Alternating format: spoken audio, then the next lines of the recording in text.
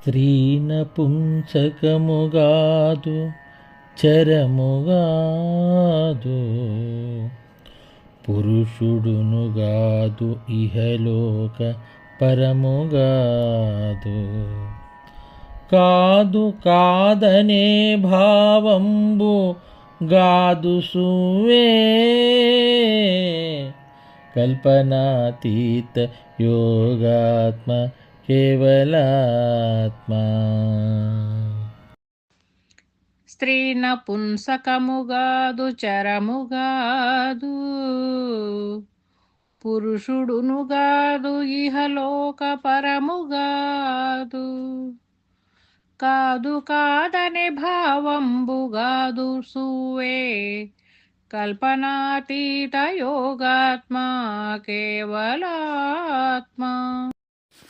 జై నిజ గురుభ్యో నమః.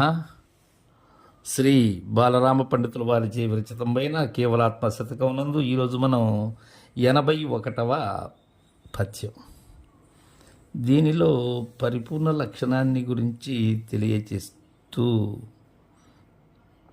మనకు పరిపూర్ణ బోధ స్థుతి ఏదైతే ఉన్నదో దానిని అందచేస్తూ ఉన్నారు. శిష్య, స్త్రీ నపుంసకముగాదు చరముగాదు, పురుషుడునుగాదు. అంటే సత్వరజస్తమో గుణ సంయుతమైనటువంటి ప్రకృతి అయిన స్త్రీ కాదు, అలానే నపుంసకము కాదు, పురుష ప్రకృతులు కానటువంటిది కాదు, అలానే చరము కాదు, అంటే కదిలేది కాదు, చలనశక్తి లేదు దానికి. పురుషుడునుగాదు,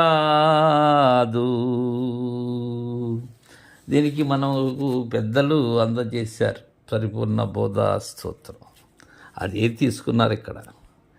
ఏంటంటే యశాంతర్నాధి మధ్యే నహికరచరణం ననామగోత్రం నూత్రం నో జాతిర్నైవ వర్ణో నభవతు, పురుషో నపుంసో నచ స్త్రీ నాకారం నైవికారం, నహి జనన మరణే నాస్తి పుణ్యం న పాపం నో తత్వం తత్వమేకం, సహజ సమరసం తత్పరమం నమామి అనేటువంటిది పరిపూర్ణ బోధ స్తోత్రంలో మొదటిది. దానిని చెప్తున్నారు ఇక్కడ బాలరామ పండితుల వారు. అలానే ఇహలోక పరముగాదు, ఇహము కాదు పరము కాదు, ఇహపరములు మీరినటువంటిది. ఈ ఇహ ఆమూత్రార్థ ఫలభోగ విరాగము అనే సాధన సంపత్తిలో తెలుసుకున్నటువంటి ఐహికమైనటువంటి సుఖములు, పరలోకమైనటువంటి సుఖములు ఇలాంటిది కాదది. ఇక కాదు కాదనే భావంబుగాదు సువే, కాదు కాదనే అంటూ ఉన్నది ఏది? నేనే కదా, అది ఇది కాదు అని దానికి లక్షణాలు కల్పిస్తూ ఉన్నది కూడా నేనే. బోధ దృఢీకరణ చెందుతూ ఉన్నది నేనే, చెందిస్తూ ఉన్నది నేనే.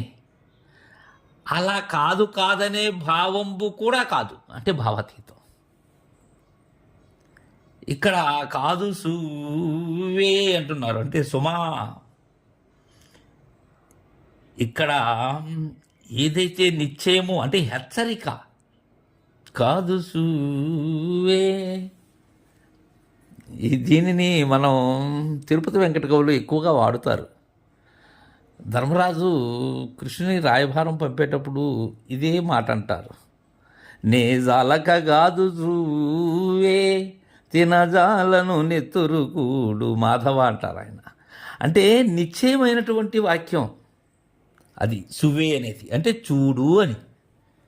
కాదు కాదనే భావంబు గాదు సువే, కల్పనాతీత యోగాత్మ కేవలాత్మ.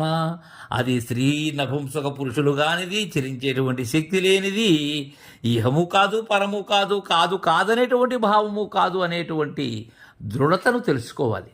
జయ గురుదేవా.